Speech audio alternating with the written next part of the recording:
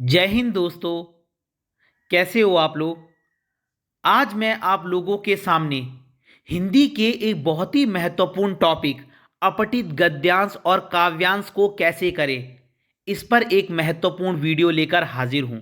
तो मैं उम्मीद करता हूं कि आप इस पूरी वीडियो को ध्यान से सुनेंगे। अगर आप कक्षा छठवीं, सातवीं, आठवीं, नवीं, 10वीं, 11वीं, 12वीं या किसी कॉम्पिटिटिव एग्जाम की तैयारी कर रहे हैं तो अपठित गद्यांश और पद्यांश लगभग सभी परीक्षाओं में पूछा जाता है और हिंदी में ये अक्सर पहला और दूसरे प्रश्न के रूप में आप लोग इसे पेपर में देखते हैं। और इन प्रश्नों को करने में ही आप लोगों को सबसे ज़्यादा समय लगता है, क्योंकि ये बहुत बड़े बड़े पैराग्राफ होते हैं या पंक्तियां होती हैं और आप इसको पढ़ने में काफ़ी समय लगा देते हो। अगर किसी भी पैराग्राफ से 5 प्रश्न पूछे गए हैं तो आप उन 5 प्रश्नों को करने के लिए 5 से 6 बार ही उस पैराग्राफ को पढ़ते हो। पहले आप पहला क्वेश्चन पढ़ते हो, फिर आप जो है उस पैराग्राफ की प्रत्येक लाइन को देखते हो कि वो प्रश्न कहाँ पर है, फिर आप ऐसे ही सेकंड प्रश्न में करते हो, ऐसे ही थर्ड प्रश्न में करते हो। तो अगर उस गद्यांश से 5 प्रश्न पूछे गए तो आप पैराग्राफ को 5 या 5 से ज़्यादा बार पढ़ लेते हो, तो आप लोगों का कितना टाइम वेस्ट होता है।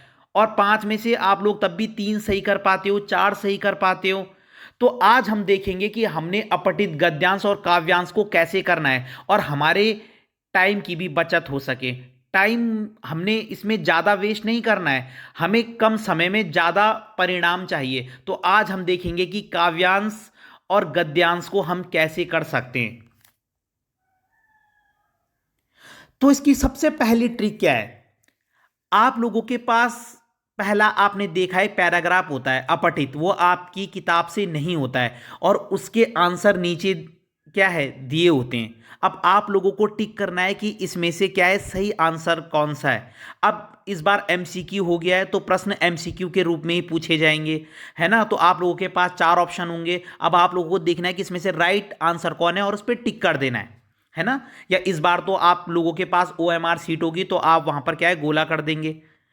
लेकिन इसको करने की ट्रिक क्या है, तो सबसे पहली ट्रिक है कि आपने अपठित गद्यांश या पद्यांश, चाहे आपके पास पोयम की लाइन हो जो सेकंड क्वेश्चन में होगी और फर्स्ट क्वेश्चन में आप पे एक क्या है पैराग्राफ होगा, तो आपने पहले इनको नहीं पढ़ना है। ट्रिक नंबर 1, तो आप लोगों ने करना क्या है, आप लोगों ने सबसे पहले प्रश्नों को पढ़ना है। सबसे पहली ट्रिक थी आपने गद्यांश या पद्यांश को नहीं पढ़ना है, आपने डायरेक्ट उनके क्वेश्चन पढ़ने और क्वेश्चन ढंग से पढ़ने कि पहले पूछ क्या रहा है। ठीक है, पहले आपसे पूछा क्या जा रहा है उस प्रश्न के माध्यम से। तो आप लोगों ने देखिए, मैं आपको बताता हूं एग्जाम्पल के माध्यम से। देखिए ये आप लोगों के पास पोयम की लाइनें, मैंने इसको नहीं पढ़ा, मैं सीधा क्वेश्चन पे चले गया। तो सबसे पहला प्रश्न कवि पूछ रहा है कि कवि के अनुसार अचला कौन है। तो अभी आप के समझ में नहीं आया होगा क्योंकि आप लोगों ने पोयम तो पढ़ी नहीं है, वाली लाइनें आपने पढ़ी नहीं है। तो आप लोग पहले केवल क्वेश्चन को ध्यान रखिए कि कवि ने पूछा है कि अचला कौन है। सेकंड प्रश्न, इस पद्यांश में क्या संदेश दिया गया है, यानी कि जो पोयम की लाइनें इनके माध्यम से कवि ने क्या मैसेज दिया है आप लोगों को। तो पहला प्रश्न था अचला किसे कहा गया है, अचला से रिलेटेड, अचला वर्ड से रिलेटेड। सेकंड प्रश्न है कि इन लाइनों में कवि ने क्या मैसेज दिया है। तीसरा प्रश्न है घास मखमल सी जहां थी मन गया था लोट सहसा, यानी कि कहीं पर घास जहां पर मखमली थी ना वहां पर मन क्या है सहसा लोट गया। इस पंक्ति का क्या मतलब है। ठीक है, तो आप लोगों ने 3 प्रश्न अपने माइंड में ध्यान रख लिए कि एक अचला से रिलेटेड क्वेश्चन है, एक है कि इस पंक्तियों में क्या मैसेज दिया गया है, और एक प्रश्न कुछ है कि घास मखमल सी थी, घास से रिलेटेड। मैं आपको बेटा बहुत ही इजी वे में बता रहा हूं क्योंकि मुझे पता है कि आप लोग सारे शब्दों के अर्थ नहीं निकाल पाओगे, कोई भी नहीं निकाल पाता। तो आप लोगों ने कैसे करना है, अब आप लोगों ने 3 प्रश्नों को अपने माइंड में रिमेंबर मतलब याद रख लिया कि क्या पूछा गया था। फिर है चौथा प्रश्न, कवि द्वारा मानव को क्या उपमा दी गई है, यानी कि मानव को किसके समान बताया गया है, मानव को क्या बताया गया है, उसको क्या उपमा दी गई है। और लास्ट प्रश्न है पग परीक्षा, पग प्रलोभन में कौन सा अलंकार है। अलंकार आप लोगों के पास 9th में है, व्याकरण के का एक टॉपिक है। कक्षा 9th में अलंकार से 4 नंबर के प्रश्न पूछे जाते हैं। ठीक है, तो कवि ने यहाँ पे 5 प्रश्न पूछे हैं। क्या क्या? पहला, अचला से रिलेटेड। आपने बेटा शब्दों को ध्यान रखना है, अचला से रिलेटेड कि अचला कौन है। सेकंड प्रश्न था कि इन पंक्तियों में क्या संदेश दिया गया है। तीसरा प्रश्न था कि घास मखमल सी जहां थी मन, तो इस चीज से रिलेटेड प्रश्न है। फोर्थ क्वेश्चन है, कवि ने मानव को किसके समान बताया है, किससे उसकी तुलना की है। और पांचवा प्रश्न है, पग परीक्षा पग प्रलोभन में कौन सा अलंकार है। तो अब हम कविता की लाइनों को पढ़ते हैं। देखिए, दल गगन में गीत गाता चल रहा आकाश भी है।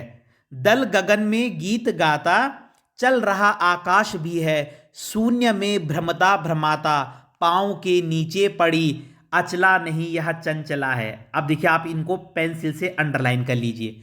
जो जो आपने प्रश्न पढ़े हैं उससे रिलेटेड कुछ भी चीज आ रहा है तो आप उसको अंडरलाइन कर लीजिए, चाहे आप 1 लाइन कीजिए, 2 लाइन कीजिए, आप 3 लाइन भी कीजिए, है ना, आप लोगों का टाइम बचेगा। तो पहले अचला से रिलेटेड पूछा था कि अचला कौन है, तो हमने अभी से अंडरलाइन कर दिया है कि पांव के नीचे पड़ी अचला नहीं यह चंचला है। एक कण भी एक क्षण भी एक थल पर टिक न पाता, शक्तियां गति की तुझे सब ओर से घेरे हुए है, स्वप्न से अपनी तुझे टलना पड़ेगा ही मुसाफिर, सांस चलती है तुझे चलना पड़ेगा ही मुसाफिर।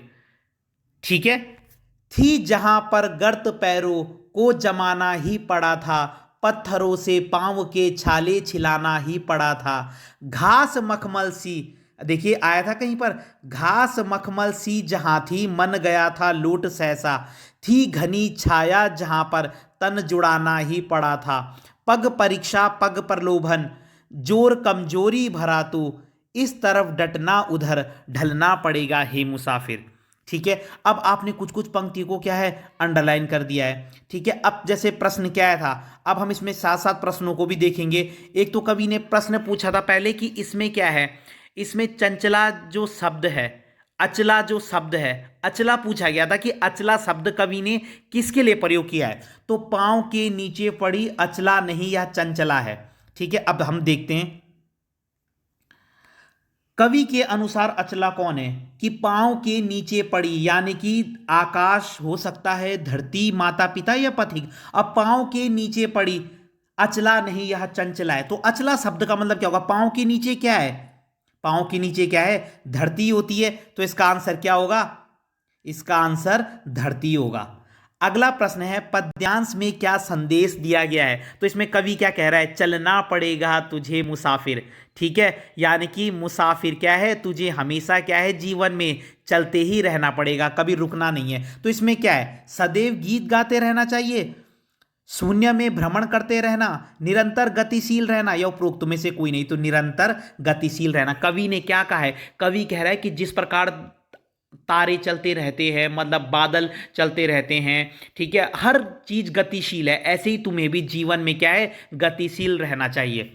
अगला है, घास मखमल सी जहां थी मन गया था लोट सहसा। इसका मतलब क्या है, देखिए, जीवन में सरलता सौंदर्य और आनंद मिलने पर मन रम गया, जीवन में सुख आने पर मन हर्षित हो गया, हमें पर्यावरण को बचाने का प्रयास करना चाहिए या मखमली घास पर सो जाना चाहिए। तो थर्ड और फोर्थ तो हो नहीं सकता है।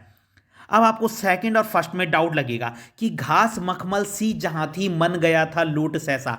अब इसमें से मोस्टली जो लोग हैं वो हो सकता है क्वेश्चन नंबर इसका जो ख ऑप्शन है उसको कर दें कि जीवन में सुख आने पर मन खुश हो गया, लेकिन वो क्या कह रहे हैं कि घास मखमल सी जहां थी, मतलब जहां पर आप लोगों को कंफर्टेबलनेस मिलती है वहां पर आपका मन क्या है आसानी से रम जाता है। तो इसका पहला वाला होगा। देखिए, जीवन में सरलता सौंदर्य और आनंद मिलने पर मन रम गया, इसमें हर्षित है, हर्षित का मतलब होता है खुश होना, तो यहां पर आनंद भी लगभग वही चीज कह रहा है, लेकिन इसमें देखिए सरलता और सौंदर्य, इसमें इस चीज को और डिटेलिंग बताया गया है।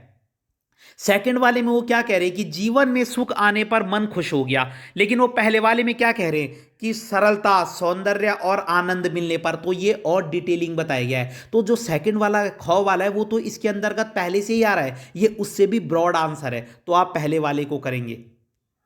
अगला प्रश्न है, कवि द्वारा मानव को क्या उपमा दी गई है, तो यहां पर मानव को क्या मुसाफिरी बोला गया है, क्योंकि है ना, इंसान के लिए बोल रहे हैं कि तुम हमेशा चलते जाओ, तो ये तो बहुत आसान है। और पग परीक्षा पग प्रलोभन में कौन सा अलंकार है, तो इसमें अनुप्रास अलंकार होगा। क्यों, देखिए इसे समझिए। अनुप्रास अलंकार वहां पर होता है जहां पर एक वर्ण की आवृत्ति होती है। अब यहां पे देखिए इसमें कौन सा वर्ण बार बार आ रहा है, प प प प, तो देखिए इसमें प वर्ण बार बार आ रहा है, तो वहां पे अनुप्रास होगा। जैसे मैंने बोला, चंदू के चाचा ने चंदू की चाची को चांदनी चौक में चांदी की चम्मच से, इसमें भी अनुप्रास है क्योंकि इसमें च वर्ण की बार बार आवृत्ति हो रही है।